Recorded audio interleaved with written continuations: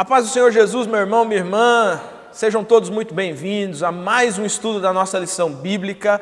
Eu quero dizer que estamos felizes com a sua participação, felizes em termos vocês aqui juntamente conosco. Agradecer a todas as mensagens que temos recebido, todas as solicitações. Eu queria nesse momento dizer para você o seguinte: aproveita esse momentinho que nós estamos aqui nessa abertura da nossa escola bíblica especial e compartilha esse link aí, compartilha no seu WhatsApp, no seu Facebook, no seu Instagram. Faz esse compartilhamento aí para que outras pessoas possam ter acesso a esse estudo, acesso a esse momento que nós estamos tendo aqui. Eu queria dizer para você que hoje nós vamos estudar a nossa lição de número 10. E hoje nós vamos falar um pouquinho sobre alguns religiosos ali. Já conversamos bastante sobre esse assunto, mas hoje nós vamos nos aprofundar um pouco mais nesses assuntos. Antes da gente apresentar o nosso convidado de hoje, você sabe que todos os sábados nós temos um convidado aqui com a gente, ajudando no comentário da lição.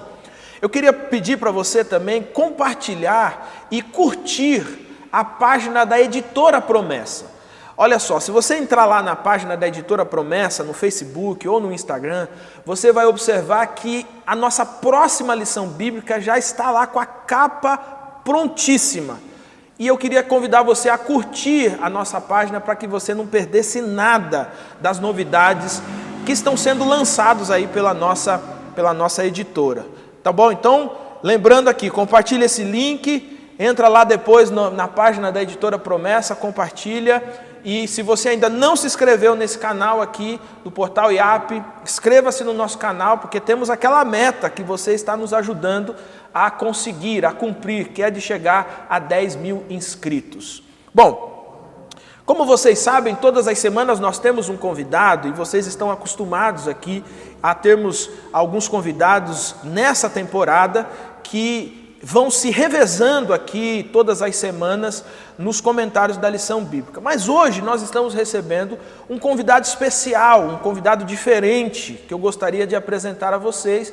Com a gente hoje no comentário da lição está o pastor Irgledson, que é o diretor financeiro da IAP, e hoje estará aqui com a gente comentando a nossa lição bíblica. Pastor Irgledson, seja muito bem-vindo aqui, e se o senhor quiser dar uma saudação aí para os nossos irmãos e irmãs que estão nos assistindo, o senhor fique à vontade.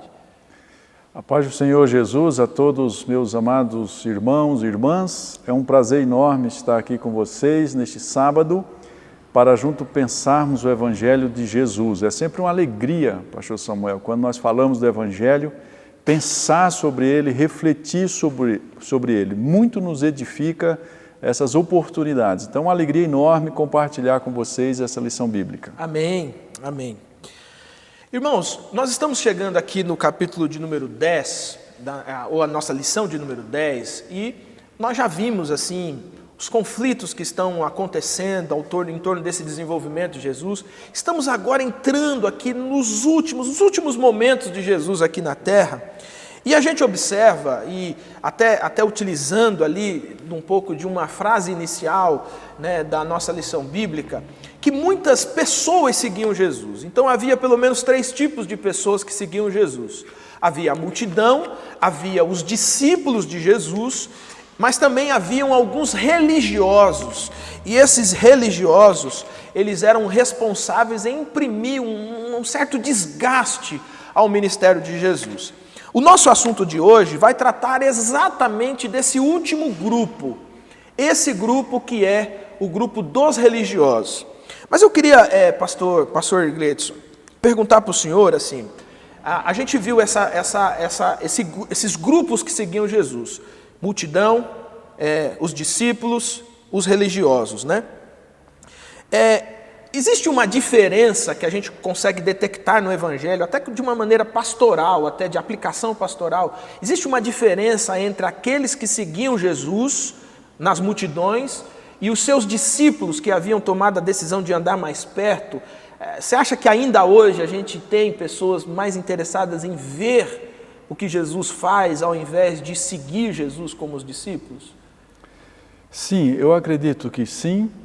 Estudando os textos bíblicos, nós percebemos que as distinções entre esses 3 grupos, ora é perceptível, ora não é perceptível, é de fora o íntimo. E aí só Deus saberá quem de fato está seguindo a Cristo como discípulo de Cristo. No caso das multidões, há um interesse comum. Esse interesse comum sempre é, nos textos bíblicos, voltado para o que eles mais procuram em Cristo, que é se beneficiar, não das palavras de Cristo, para que houvesse uma transformação de vida, senão que houvesse, por vezes, interesses egoístas, profundos, e essa multidão seguia a Cristo observando o que ele fazia para tirar proveito do que estava acontecendo. Já no caso daqueles religiosos, eles seguiam a Cristo para procurar acusá-lo, também com interesses, mas agora são interesses religiosos, por questões políticas, por questões também de interesse de fórum íntimo. No caso do discípulo, o discípulo ele tem a característica de procurar a Cristo porque ele tem interesse em ser transformado por essas palavras de Cristo. Então, o discípulo, ele, ainda que as palavras de Cristo fossem em algum momento, e são ainda hoje, tanto para nós como para vocês que nos assistem, são palavras que às vezes vão em desacordo aos nossos interesses pessoais. Mas o discípulo, ele tem por característica a renúncia a si mesmo. Ele tem por característica o desejo de carregar uma cruz, ou duas, ou três, ou quatro, ou mais. Então, assim, o sacrifício, a dor, o abrir mão de muitas coisas, ora de fórum íntimo, ora coisas que digam respeito à sua vida externa, ele está disposto a pagar o preço por seguir a Cristo. Então, eu penso que, às vezes, essas três classes de pessoas se distinguem. Ora perceptível, como foi no caso da multiplicação dos pães, a multidão, ela segue a Cristo por causa dos pães que ele multiplicava. Sim. Então, havia um interesse ali perceptível quando eles seguem a Cristo. E, às vezes, no caso dos religiosos, eles dão uma certa aparência. E eu penso que a religião ela tem essa característica de maquiar o que está no interior. E a religião, ela tem por característica fazer isso, ela vai maquiar o que está no íntimo. Como Jesus sabia o que havia naqueles homens religiosos, Jesus facilmente consegue identificar. Então, essas três classes de pessoas, elas são distintas entre si. O senhor falando agora desse grupo aí dos religiosos, né, que até para a gente fazer um contraponto aqui com a nossa lição vai falar dos religiosos de plantão, né? A maneira como Jesus lidava com esses religiosos, a gente olha pelos evangelhos que Jesus lidava com eles os chamando de hipócritas, né? E a ideia de Jesus chamá-los de hipócritas é que eles, essa ideia que o senhor colocou, né? A religião ela disfarça, eles disfarçavam aquilo que de fato são, transvestindo essa ideia de piedade, essa ideia, tanto que Jesus vai chamá-los de sepulcros caiados, né? No estudo retrasado nós vimos que, né, no texto que estudamos, que Jesus olha e fala assim, olha, vocês estão pintados por fora, quando as pessoas olham está tudo certinho, né? Está seguindo, está fazendo, mas por dentro a podridão, a morte reina, né? Eu faço a pergunta no seguinte sentido, essa religiosidade hipócrita, ela ainda é possível nos dias de hoje? E ao fazer essa pergunta, eu complemento com uma outra do seguinte, qual o perigo de uma pessoa se tornar um religioso dentro desse sistema de hipocrisia, tentando maquiar aquilo que de fato vai, ou seja, eu não deixo Jesus me transformar por fora, mas eu tento mostrar algo para que nunca se chegue ao meu interior, né? Qual o perigo disso, né? Eu penso que a hipocrisia, ela é um problema de caráter. Quando as pessoas se aproximam de Deus e se aproximam de Cristo, e elas já vêm com esse problema de caráter, chamada de Cristo e conhecidamente como hipocrisia. O que é a hipocrisia? É aquilo que eu aparento e cobro dos outros, mas eu mesmo não vivo aquilo. E eu vou gastar muita energia para aparentar muita coisa às pessoas. Mas as pessoas que convivem com aquela pessoa de perto sabem que ela não irá viver aquilo que ela fala tanto e aquilo que ela discursa e cobra dos outros. Pois bem, esse desvio de caráter, ele quando se aproxima de Cristo, e no caso dos religiosos, bem como hoje, as pessoas não permitem que o Espírito Santo as transforme.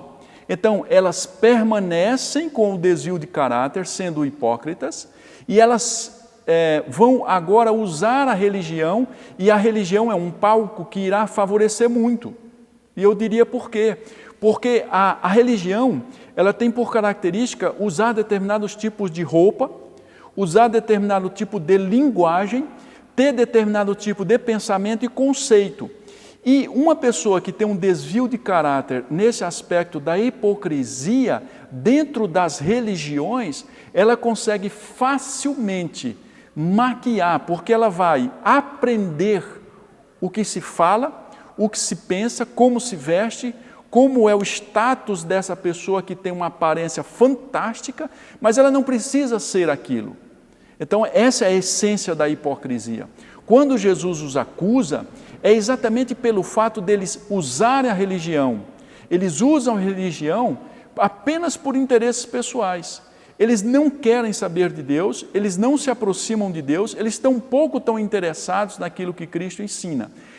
E a questão é simples e é profunda, porque contraria o interesse pessoal. Tudo que contraria o interesse pessoal, o conforto pessoal, vai de encontro àquilo que eu penso, àquilo que eu quero, confrontava e confronta até hoje, e irá confrontar até a volta de Cristo. Então, o Evangelho, ele veio para causar incômodo em todas as pessoas em determinadas situações, principalmente nos hipócritas religiosos. Por quê? Porque a religião precisa, em determinado momento, ser confrontada na sua forma, no seu status, naquilo que se pensa, naquilo que se faz. Porque nós corremos o risco de sermos altamente religiosos, profundamente religiosos, vestir o manto da religião, ter a aparência de piedade, falar como, pensar como, trajar como, e todos olharão para nós e dirão, ali estão grandes homens de Deus, quando na verdade Deus o sabe, que aquilo não é verdade. Então você vê que Esaú buscou com pranto e choro o arrependimento. Acontece que pranto e choro são exteriorizações de emoções externas. Nem sempre reflete aquilo que vai do lado de dentro. Né? Sim, por quê?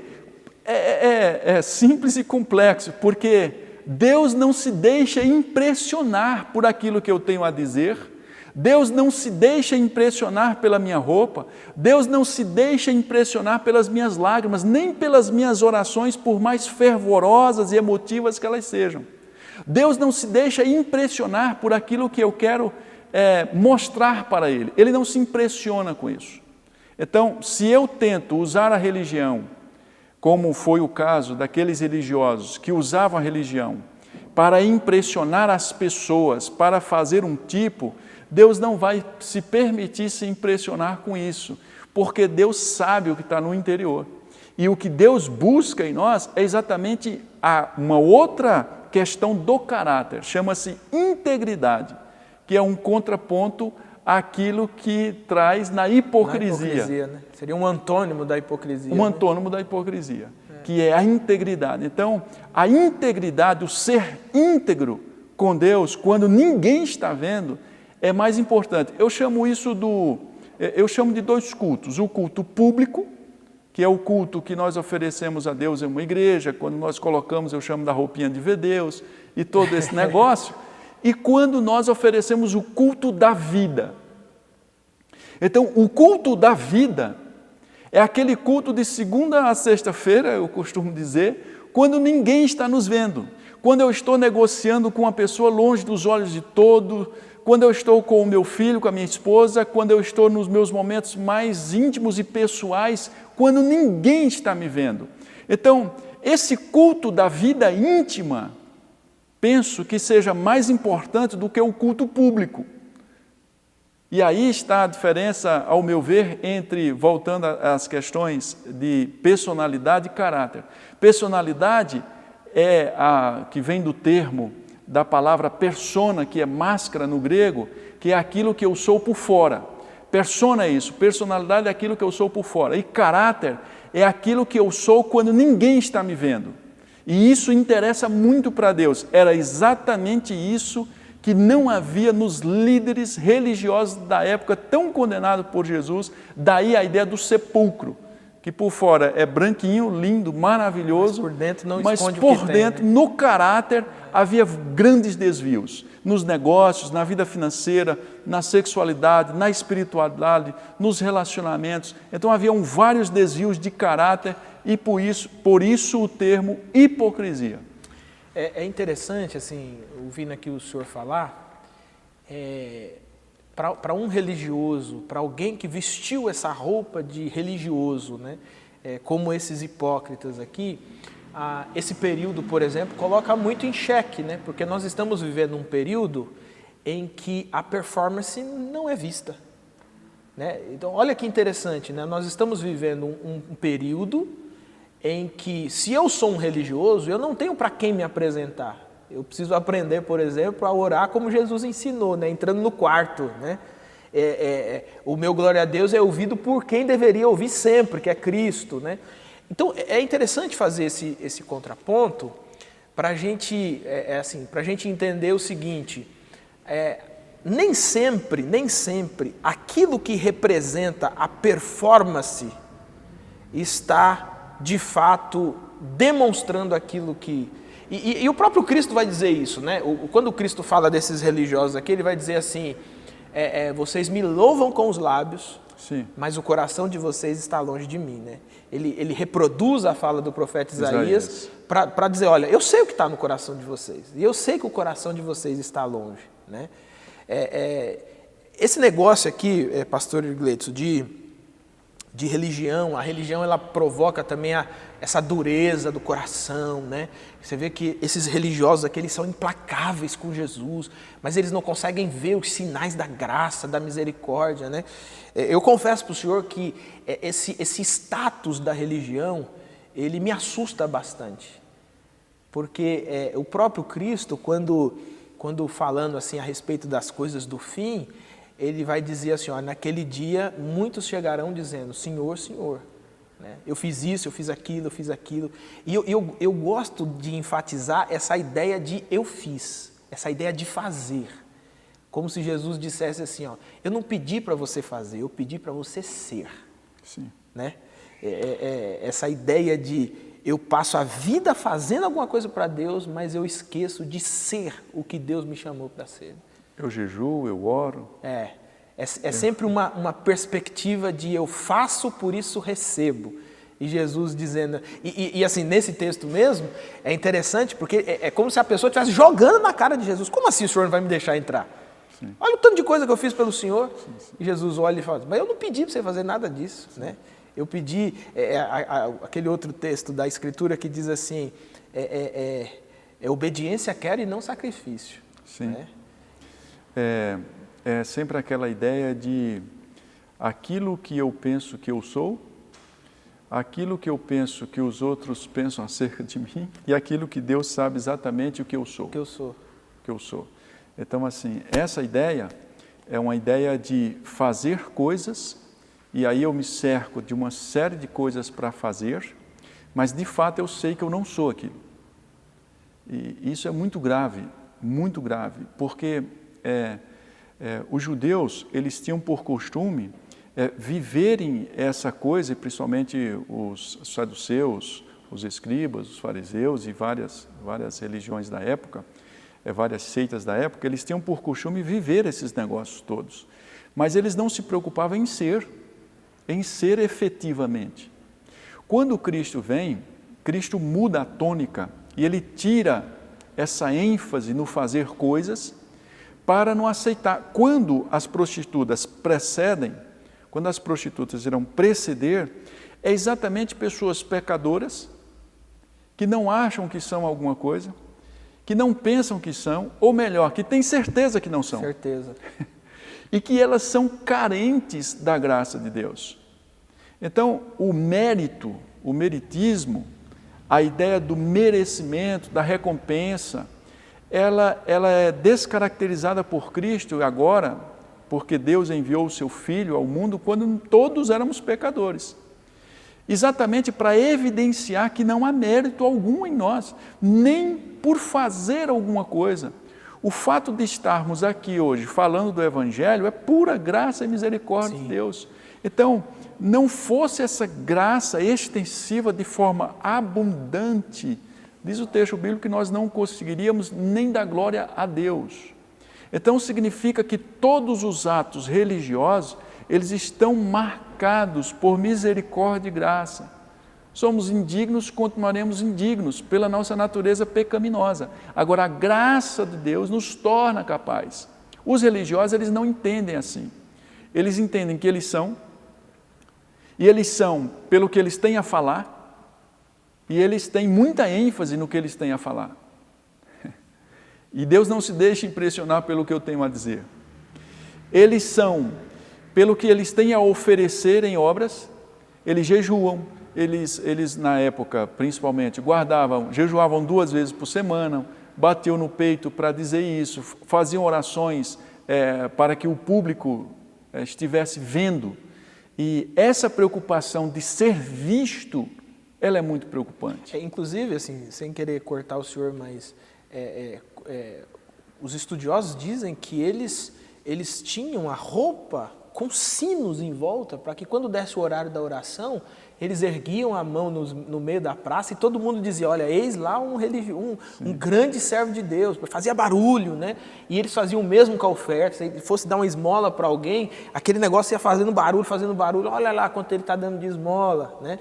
E tanto que, impulsionado por isso, sabendo disso, melhor dizendo, Jesus vai dizer, olha, se vocês fazem em busca do aplauso aqui, vocês já receberam a recompensa de vocês, né? Verdade. É como que Jesus está sempre sintonizado com essa prática que eles têm, né? E por que eles não aceitam? O ensino de Cristo é muito duro, porque os ensinos de Cristo todos contraria exatamente tudo isso. Humildade no original é aquele que se levanta pouco do chão. Então assim, que ensino eu quero para me diminuir? Aquele que queira ser o primeiro, seja o último no meio de vós. Então assim, um ensino que me diminui, um ensino que tira de mim tudo o que existe de orgulho, de pretensão, de altivez de espírito, de presunções pessoais, eu desapareço. E essa é a característica do discípulo de Cristo. O discípulo de Cristo, e essa é a grande exaltação para Deus, ele precisa desaparecer para que Cristo seja glorificado. E não é isso que ensina a religião glorifica o homem. Então você tem hoje, você tem cultos muito humanizados, onde o homem ele é o centro, onde o culto é para as pessoas, voltado para beneficiar pessoas usando Deus. Então, a centralidade de alguns cultos evangélicos e de algumas igrejas é a centralidade do homem, voltado para o homem. As músicas é para o homem, para o triunfalismo humano e para a exaltação de líderes e todo isso que está sendo criado na igreja pós-moderna, na igreja emergente. Quando, na verdade, o Evangelho de Cristo é o oposto disso, é glorificar a Cristo, adorar a Deus e diminuir o homem, seja este qualquer homem que seja.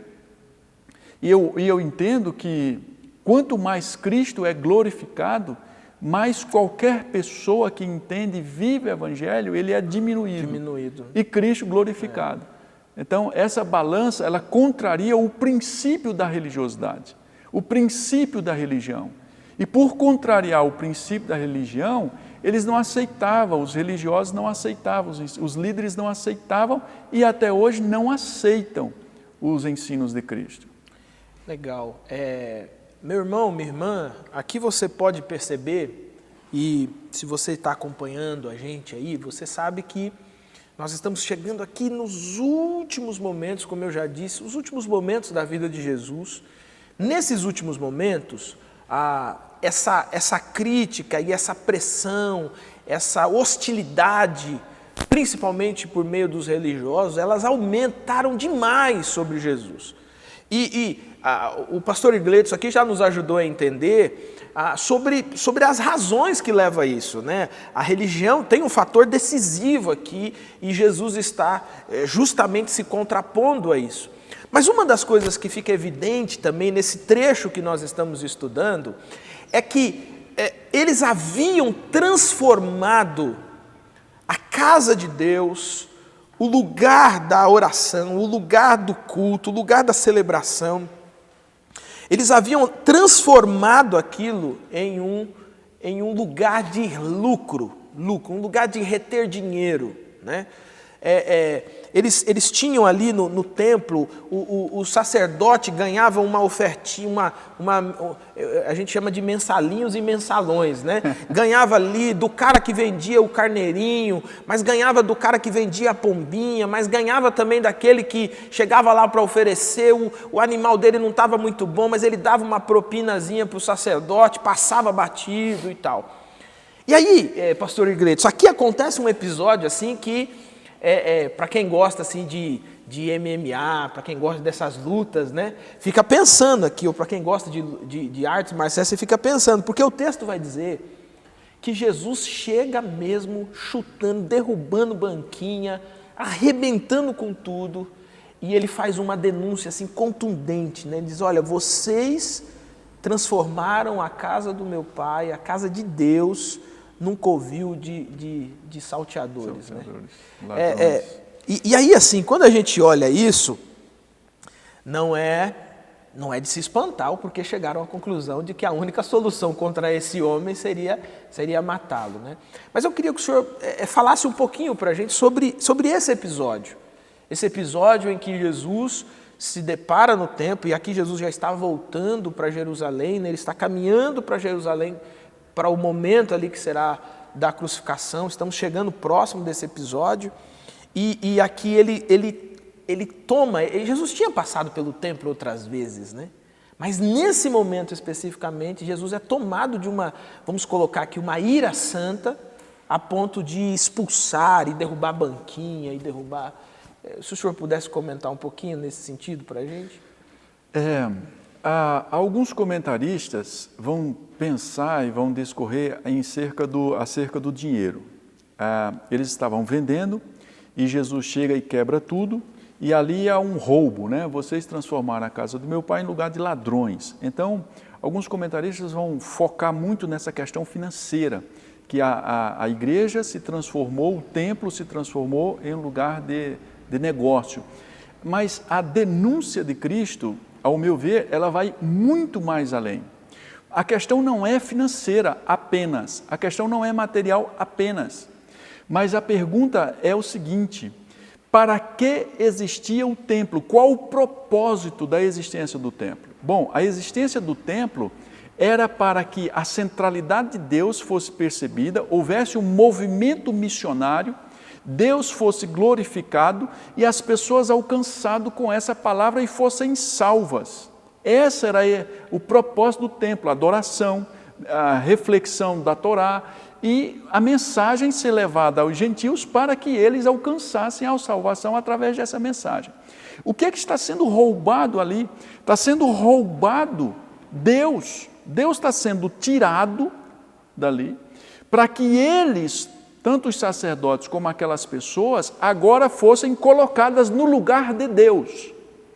Então, vai muito mais além. A revolta de Cristo, ela tem todo o significado e sentido, porque ele se revolta: como assim? Vocês tiram Deus do centro e vocês colocam a vocês mesmos. Então, agora vocês são mais importantes do que Deus. Então, agora a mensagem de Deus, esse lugar foi construído com um propósito, ele existe para uma finalidade, e essa finalidade foi desconstruída. Vocês não estão nem aí para Deus. Vocês estão mais preocupados com vocês mesmos e com os interesses de vocês. Então, assim, quando essa blasfêmia é construída com aquilo que está no coração, a ação, a atitude, meu querido irmão, minha querida irmã, de pegar uma banquinha, de colocar um produto e de vender, ela é secundária. Deus já havia saído do coração há muito tempo, e é isso que Cristo está denunciando. Vocês pegaram este lugar que tinha um propósito, esse propósito é nobre. Vocês deveriam estar aqui adorando a Deus, e vocês agora se voltaram para vocês mesmos, para os interesses de vocês e para o egoísmo de vocês. Então, isso que está no coração é muito, muito grave, porque fará com que eles percam a salvação e vão para o inferno, e o mais grave, levem inúmeras pessoas para perder a salvação. Então, eles estão roubando a mensagem central do templo.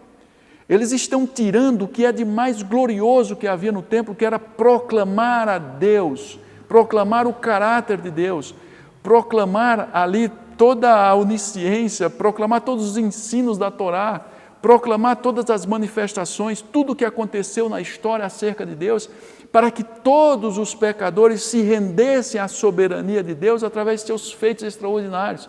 Isso era para estar sendo proclamado. Pessoas egoístas para serem transformadas naquele templo em pessoas bondosas. E eles fizeram o oposto disso. Então houve um roubo da centralidade de Deus para a centralidade do homem. E é interessante o quanto isso parece tão presente, tão nos nossos dias. O que está sendo roubado, queridos, e pastor Samuel, hoje, nos tempos emergentes, é a centralidade de Deus, é a centralidade do ensino do Evangelho. Tiraram Deus do centro e colocaram pessoas com interesses da mesma maneira, com os mesmos conceitos, com os mesmos valores, com os mesmos interesses, com os mesmos princípios. E quantas pessoas estão se perdendo em torno de uma igreja, de um ensino, de pessoas que tiraram a centralidade do Evangelho, tiraram Deus do centro e colocaram o ser humano. Então, assim, Jesus tem uma revolta santa, uma ira santa, com toda a razão, porque Deus nunca pode deixar de ser o centro do nosso ensino, da nossa mensagem. Deus será sempre e deve ser sempre o centro de todo o ensino. O Evangelho, ele está acima da igreja. O Evangelho, os ensinos do Evangelho, eles precisam contrariar a igreja. É por isso que eu penso que a igreja ela precisa sempre ser reformada. Ela passou por uma grande reforma, mas ela deve ser continuadamente reformada. E naquele momento, Jesus Cristo está provocando ali, com essa atitude, uma reforma na igreja, dizendo assim, parem e pensem no que vocês estão fazendo, porque é muito grave. E é interessante, assim, até contribuindo, com essa explicação que o senhor deu a respeito desse episódio, é fantástica, assim. E quando a gente olha nessa perspectiva, a gente vai observar algumas coisas, como que Jesus, ele vem descrevendo isso, né? Por exemplo, quando Jesus vive com Pedro ali, aquele episódio, né, que nós vimos na semana passada, na lição passada, sobre os cobradores do imposto do templo, Jesus fala uma frase interessante para Pedro, né? Ele diz assim, Pedro, de quem que os reis cobram imposto? Dos filhos ou dos seus súditos? Não, Senhor, eles cobram dos súditos, né? E é interessante porque Jesus, ele não dá a conclusão, ele não fala o resto, ele só diz assim, olha, vai em tal lugar, joga o anzol, tal. Mas por detrás disso está uma informação que ele está dando para Pedro, ele está dizendo assim, ó, se esse templo é do meu pai, eu não tenho que pagar esse imposto aí. E aí, ali Jesus já está sinalizando, olha, eles tomaram o templo do meu pai. A casa do meu pai foi tomada, esses caras, eles assumiram o lugar de Deus, né? Aí, aqui dentro desse escopo que nós estamos estudando, Jesus vai contar mais 3 parábolas, né? Ele conta a parábola dos 2 filhos, ele conta a parábola dos vinicultores maus, né? E tem uma terceira parábola que Jesus conta, que é o da festa do casamento. E é interessante assim, eu queria conversar com o senhor sobre essas parábolas, né? Na parábola dos 2 filhos, tem aquela ideia, né? Um diz que vai, não vai, um diz que não vai, mas vai. E eu acho interessantíssima, icônica assim, essa ideia. Já na parábola dos lavradores maus, fica evidente que Jesus está dizendo exatamente isso que o Senhor colocou para a gente. Olha só, vocês não só tomaram o que era do meu pai, como vocês estão matando. Vocês mataram todos os servos que meu pai enviou, né? Ele está falando dos profetas, mas vocês também vão matar o filho. Por quê? Porque vocês querem ser os donos da vinha, né? Aí fica evidente essa ideia. E aí ela culmina nessa do casamento, que aí já é Jesus dizendo mesmo, ó, assim vai ser, eu estou chegando e vai ser assim, né? O senhor poderia falar um pouco mais sobre essas parábolas aqui? São 3 parábolas que fica evidente essa denúncia de Jesus a respeito da obediência, do discurso distorcido dos religiosos e essa tentativa deles de ser o dono. Eu sou o dono de Deus. Assim, só para colaborar aqui, Jesus vai efetuar uma cura e eles dizem assim, como ousa curar hoje? Como ousa fazer isso? Então, até da graça e da misericórdia de Deus, eles querem ser os donos. Os donos, os proprietários. É interessante essa ideia da não aceitação. Nas 3 parábolas, você tem ali pedidos, você tem 3 pedidos e você tem 3 negativas. Então, assim, você percebe que há a ação de Deus e a rejeição da ação e do ensino de Cristo. Então, assim, não interessa a obediência. A obediência, obedecer a Cristo é algo não muito interessante para eles, por conta de contrariar os interesses pessoais. E me chama a atenção também uma coisa interessante, que em quase todas está relacionado ao dinheiro, ao interesse pessoal. Então, assim, é outra coisa que compete com Deus. E Jesus falou muito sobre dinheiro, e falou muito sobre essa questão. É a raiz de todos os males. Então, assim, os maiores problemas que a igreja viveu, que nós vivemos, é relacionado ao dinheiro. Então, assim, você quer ver um homem transformado, homem de Deus, maravilhoso, extraordinária pessoa, maravilhoso. Toca no assunto dinheiro, eu principalmente que sou tesoureiro. E se faltar, fica pior ainda. Se faltar dinheiro, fica pior ainda, né? Então, esse assunto, ele vai fazer emergir, vai fazer trazer à tona o que somos de fato. O que somos. Então, assim, quando Jesus faz um convite para as pessoas virem ao casamento, as pessoas rejeitam, faz um pedido, faça isso, e o irmão fala que não faz, o outro vai lá e faz. Então, assim, são situações em que Cristo está pedindo para nós, através dos seus ensinos. Você lê as bem-aventuranças, do começo ao fim, se a gente morrer tentando viver aquilo lá, você vai gastar energia para ver as bem-aventuranças. Então, assim, esses ensinos, eles estão sempre na contramão dos nossos interesses, e dos interesses dos religiosos, dos interesses das pessoas. Por quê? Porque é a característica do discípulo viver renunciando a si mesmo, viver renunciando às suas palavras, viver renunciando aos seus interesses pessoais, viver negando a si mesmo. Então, quando Jesus convida os seus discípulos, ele coloca alguma das condições, e isso para os religiosos é muito chocante, é muito antagônico, não tem a ver com o que eles querem viver, que é assim, negue a si mesmo. Isso não está no foco do interesse. Então, essas parábolas, elas vêm evidenciar esses convites, essas negativas, exatamente por contrariar os interesses. Então, o Cristo era fantástico. Ele faz perguntas extraordinárias. No final das parábolas, agora é ele que faz a pergunta, né? Eles ficam fazendo perguntas, depois Jesus começa a fazer perguntas e eles também não sabem as respostas, exatamente pelo fato de Cristo viver algo que eles não vivem, que chama-se o reino dos céus. Então, assim, todos nós, se colocarmos os olhos naquilo que estamos vendo, nos perderemos.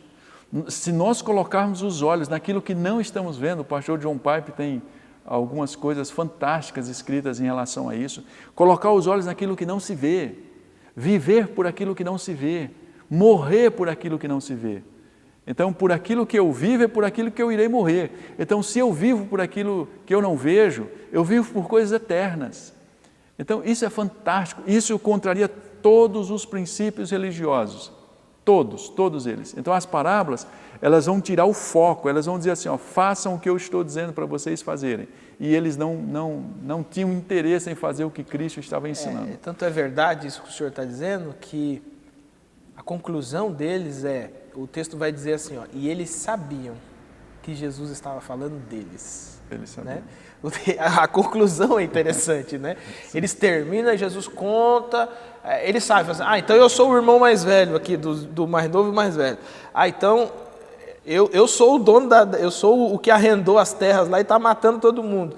Eles sabiam. Agora, não é interessante, pastor Gleidson, a quantidade de informação que esses caras estão recebendo, e mesmo assim esses caras não se arrependerem, eles não mudarem a trajetória, eles não se renderem àquilo que estava sendo revelado em Jesus.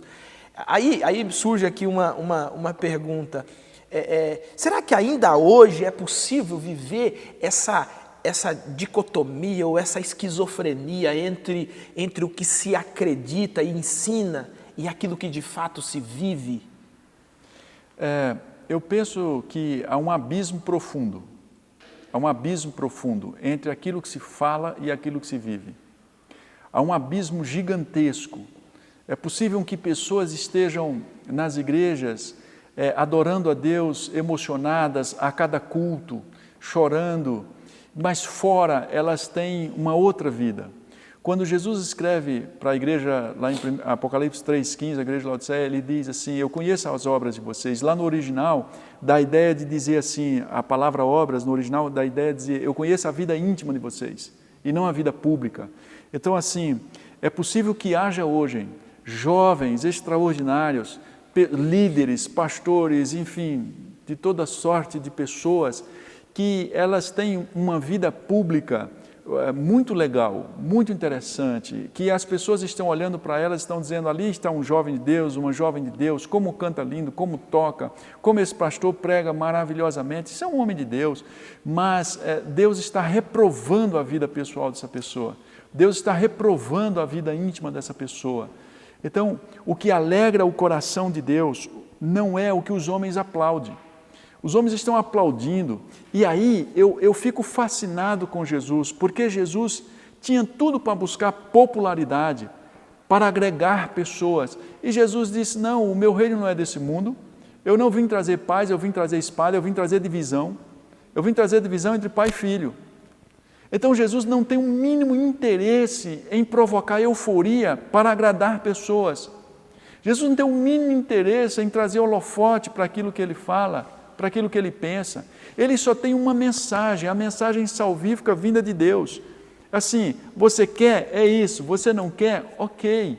Então, assim, hoje nós podemos ter pessoas que têm uma vida aqui na igreja com muita piedade e a vida íntima delas é um desastre, um verdadeiro horror. Há um abismo profundo entre o que pensa, entre o que acredita. Eu creio nisso, mas eu não vivo isso.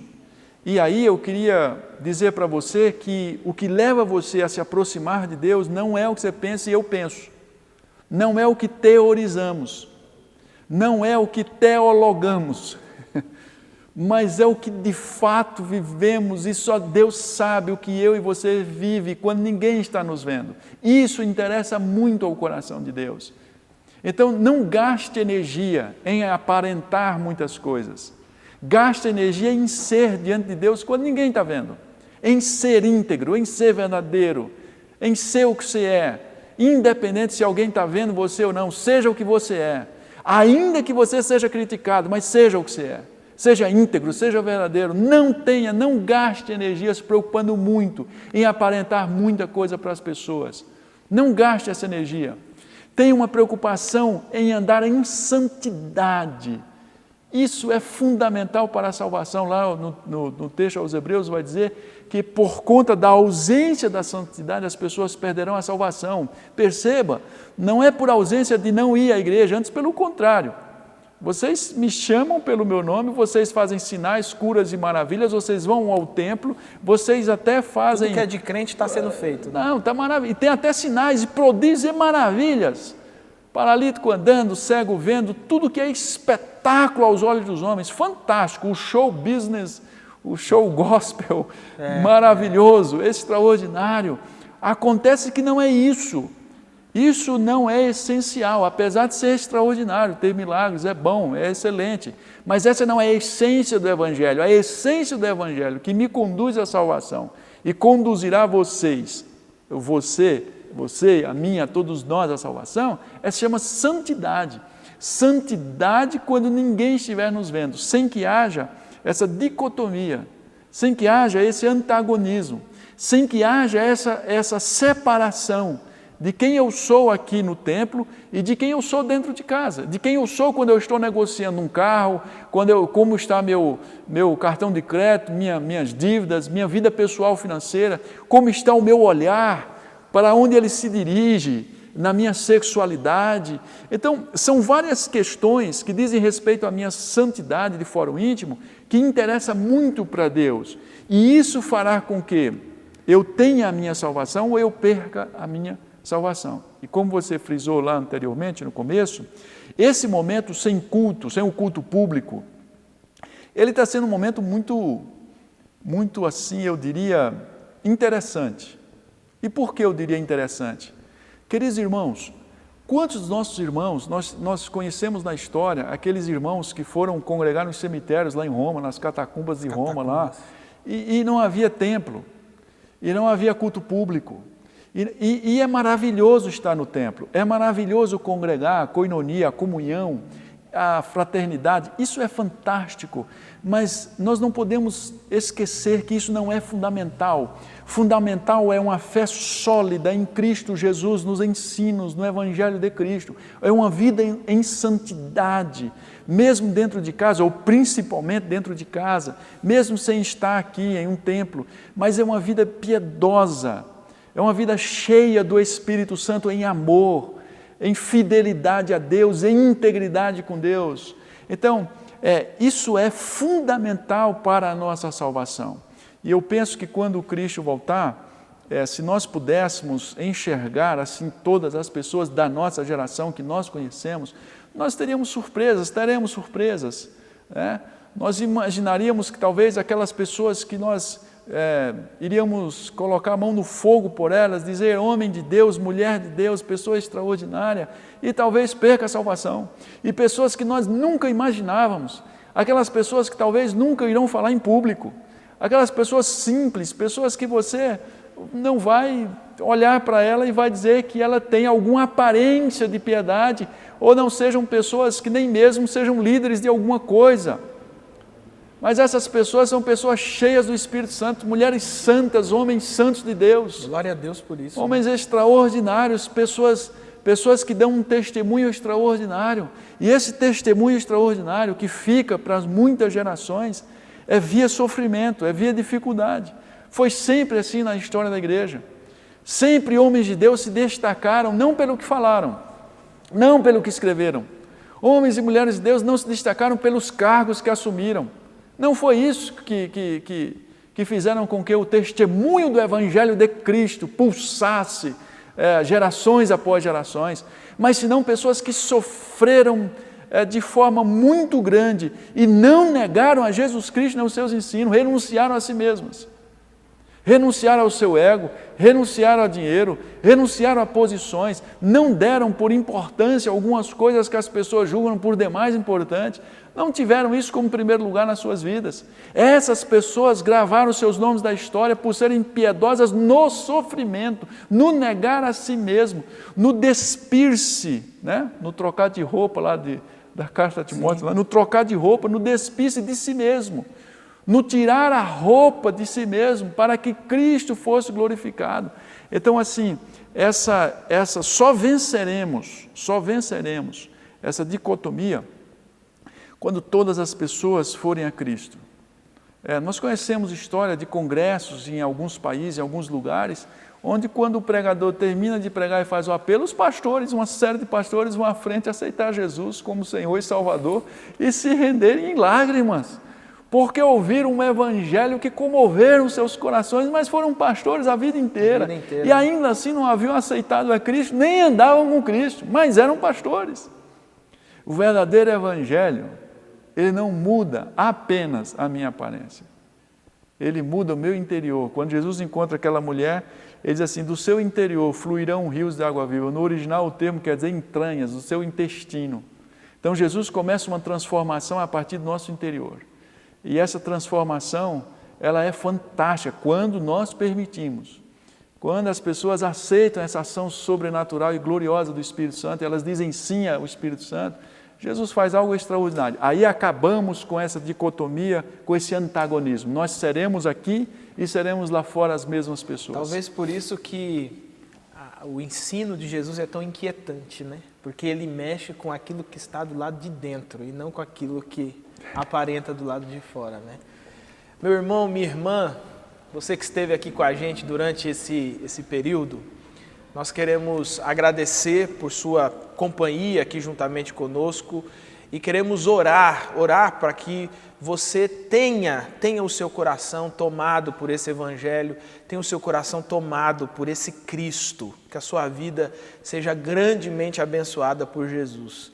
Pastor Igletes, eu quero agradecer a sua presença aqui com a gente, esse tempo aqui com a gente, e eu queria que o senhor orasse, despedindo aqui esse nosso momento e orando aí com os nossos irmãos e irmãs nesse momento de encerramento da nossa escola bíblica. Vamos orar então ao Senhor. Deus, obrigado por esse momento extraordinário de podermos falar do Teu Evangelho, Senhor. Nos ajude, Pai, dia após dia, a renunciar a nós mesmos, a negar a nós mesmos, Senhor, para que o Teu nome seja glorificado.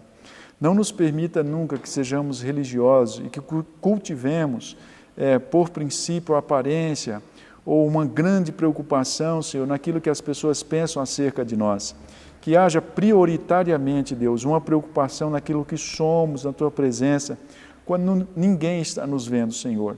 Nos ajude, Pai, a manter a santidade, a uma vida pura, santa, piedosa, cheia do Teu Espírito, Senhor.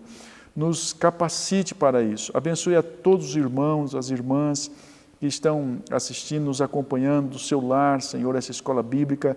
Que o Teu Espírito Santo seja com essa pessoa que agora está orando comigo. Que o Teu Espírito Santo a transforme, que Tu possas nos transformar em pessoas melhores, à semelhança do Teu caráter. Que nós persigamos o Teu caráter, Senhor, até a Tua volta ou a nossa morte e que o Teu nome seja glorificado na nossa vida sempre. Em nome de Jesus. Amém. Em nome de Jesus. Que Jesus te abençoe, meu irmão, minha irmã. Nós nos vemos aqui na próxima semana com a graça do nosso Deus. Até lá. Irmãos, irmãs, amigos e amigas, que a paz do Senhor Jesus esteja com vocês. Este é o momento missionário e, para isso, nós vamos ler 2 versículos da carta de Paulo aos Filipenses, capítulo 4, 10 e 14, são os versículos. Alegro-me grandemente no Senhor por terdes finalmente renovado o vosso cuidado para comigo. Versículo 14. Entretanto, fizestes bem em participar da minha aflição. Paulo, apóstolo, escreve da prisão em Roma à sua amada igreja de Filipos. Ele havia plantado esta igreja em sua segunda viagem missionária. Desta feita, ele separa um espaço, se prepara para agradecer aos seus amados irmãos e irmãs de Filipos por terem generosamente ofertado para a obra missionária. Nesse sentido, nós vamos nos deleitar em 2 mensagens desse texto, com base nos versículos 10, primeira parte, e 14. A primeira mensagem diz respeito ao renovo, ao cuidado. Paulo diz: eu muito tenho me alegrado por vocês terem renovado o cuidado para comigo. Isso é maravilhoso. Paulo está extremamente agradecido por esse gesto fraternal, esse amor da igreja de Cristo para com a sua vida e para com o seu ministério. A segunda mensagem, versículo 14, diz respeito a uma participação ativa da igreja na obra missionária. Paulo diz: eu me alegrei de vocês terem participado da minha aflição. Vocês fizeram bem. O texto diz assim: vocês fizeram bem em participarem das minhas aflições. Esta é a segunda mensagem. Na Bíblia King James, o comentário a respeito do versículo 14 diz o seguinte: quando o cristão ou a igreja contribui com o sustento missionário, está participando ativamente das lutas e aflições dos irmãos que entregaram suas vidas para levar as boas novas do Evangelho àqueles que, como nós, não tinham qualquer esperança. Esta é a segunda mensagem. Fazer missões diz respeito a lutar incansavelmente para que o Evangelho de Cristo esteja sendo proclamado por toda a terra. Queridos e queridas, irmãos e amigos, nós estimulamos vocês, pela palavra de Deus, a participarem ativamente desta gloriosa proclamação do Evangelho. Assim como os irmãos de Filipos participaram ativamente, que vocês possam fazê-lo da mesma forma, contribuindo, ofertando para missões. Desta forma, vocês estarão levando renovo, estarão demonstrando cuidado para com as famílias missionárias que estão proclamando o Evangelho de Cristo Jesus. Como fazer isso? Você pode, naturalmente, enviar os seus depósitos, fazer suas transferências através das contas que estão aparecendo, através do scanner do QR Code. Para você que não tem condições, não tem disponibilidade para acessar esses meios, por favor, fale com o seu pastor, fale direto com a tesouraria da igreja local, mas não fique de fora, participe conosco na proclamação do Evangelho de Cristo. Seja de fato um participante ativo desta obra missionária. Nós queremos agradecê-lo antecipadamente por tua participação efetiva nesta obra de Cristo. Quero, em nome de Jesus, orar por você, desejando que a bênção de Cristo seja sobre a tua vida, sobre a tua família, sobre o teu emprego, tua empresa, teus negócios, que teus sonhos, teus projetos sejam cada dia abençoados pelo nosso Senhor e Salvador Jesus Cristo. Que a paz de Cristo, a paz de Deus, que excede todo o entendimento, seja contigo hoje e sempre. Amém.